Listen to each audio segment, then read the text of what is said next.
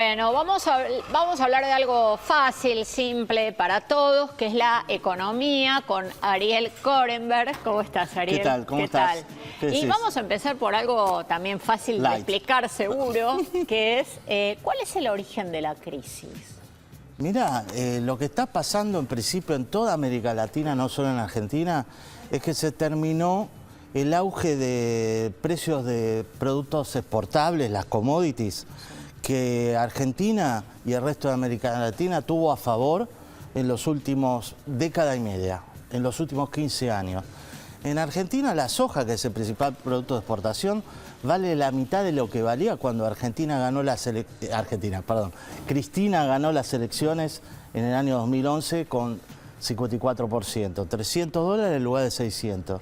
Y hoy Argentina está afrontando, procesando muy dificultosamente la transición de un sistema que vivió de esa soja a otra cosa, pero que no tiene más los vientos a favor que tenía. Fíjate vos el resto de América Latina que también tiene crisis. Chile, con todo lo que está pasando, que es más una crisis estructural política e incluso de baja tolerancia a la corrupción, con desprecio sobre la corrupción de la élite gobernante. El cobre, que es el principal producto de exportación de Chile, que depende muchísimo más de ello que nosotros de la soja. Fíjate vos, bajó 40% entre el primer gobierno de Piñera y el actual. Quiere decir que Chile también está afrontando un proceso económico. La diferencia es que Chile, cuando tenía commodities altas exportaciones, ahorró. Nosotros no ahorramos.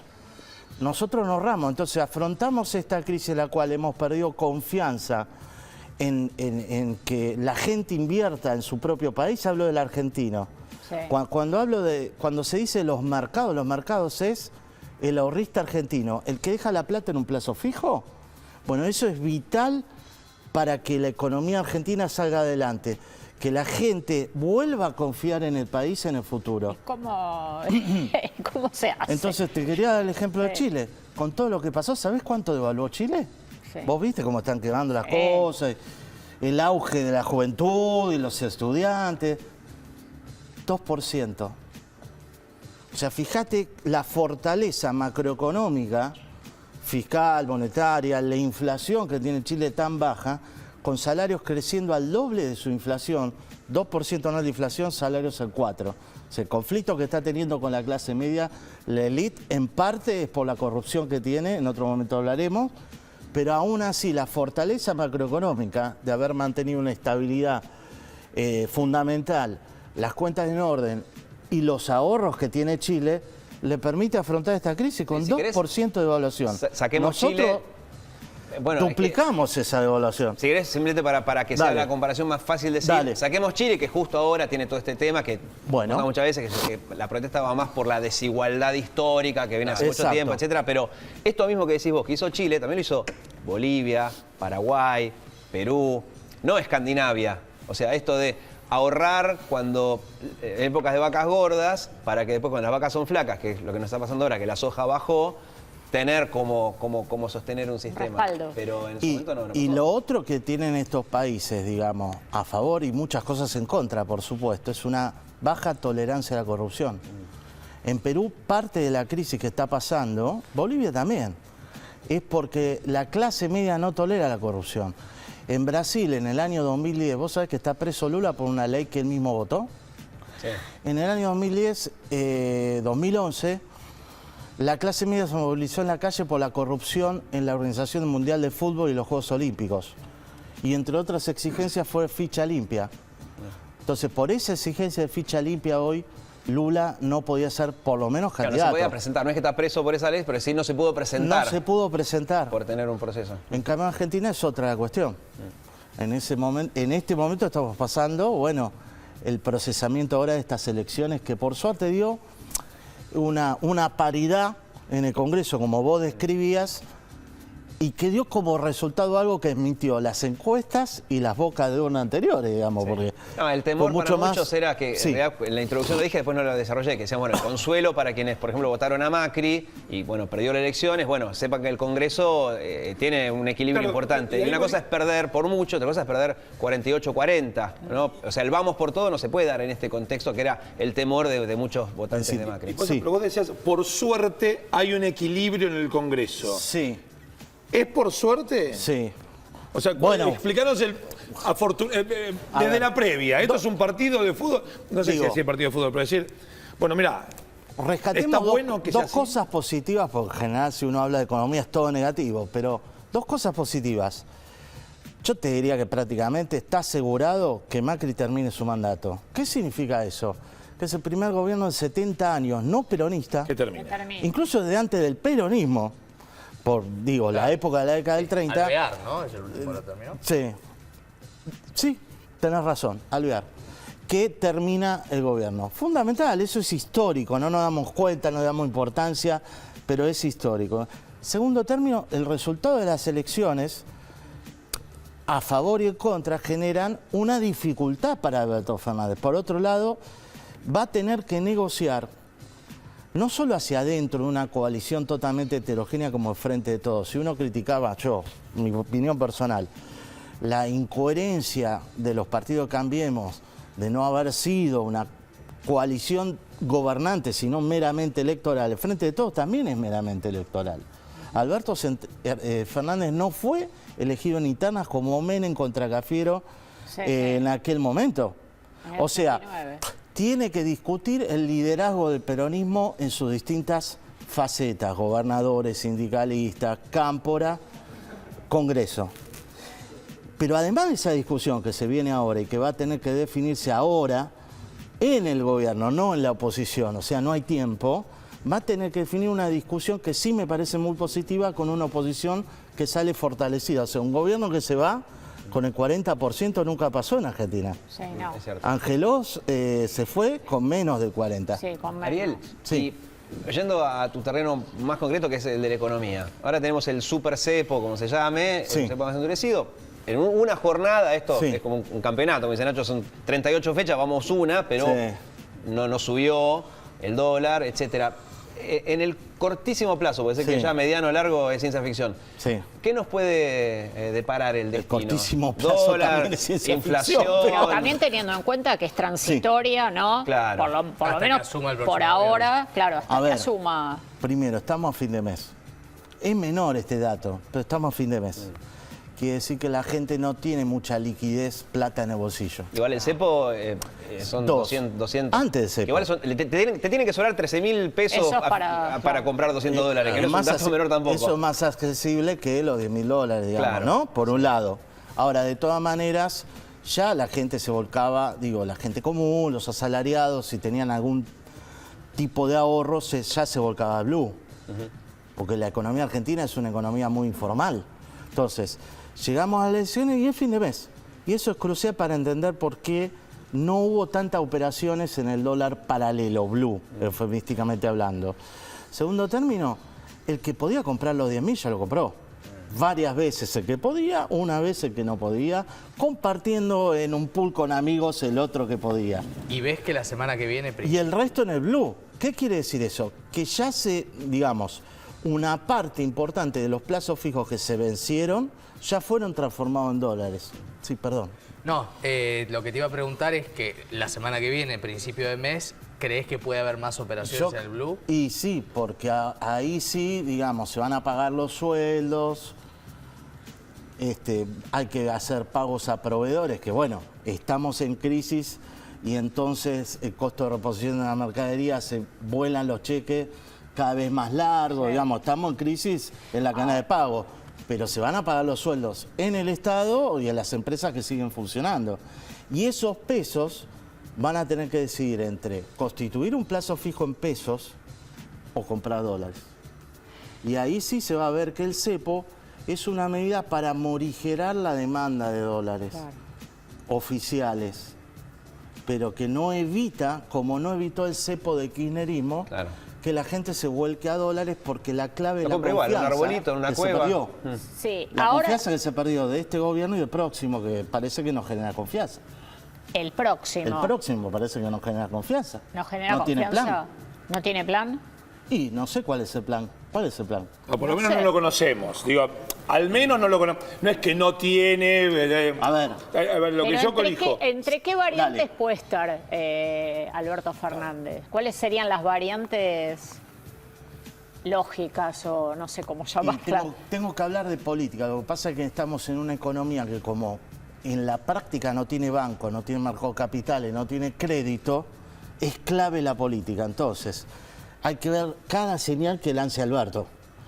Entonces, el equipo económico que se conoce, pero que no se sabe quién va a ser el ministro, o sea, formó un equipo de transición donde no hay ministro de Economía. O sea, Gustavo Vélez, podemos hablar bien, podemos hablar mal. Cafiero, Ibarra, Vilma Ibarra y alguien más. Y Guado de Pedro. ¿Y el economista? Bueno, pero tampoco lo quiere quemar, pues la explicación es esa. Perfecto. Entonces veamos a quién llamaron. Llamaron a Guillermo Nissen, Redrado, Culfas, Cecilia Todesca. Sí. Yo soy bastante... Son muy distintos, ¿no? Sí, totalmente distinto.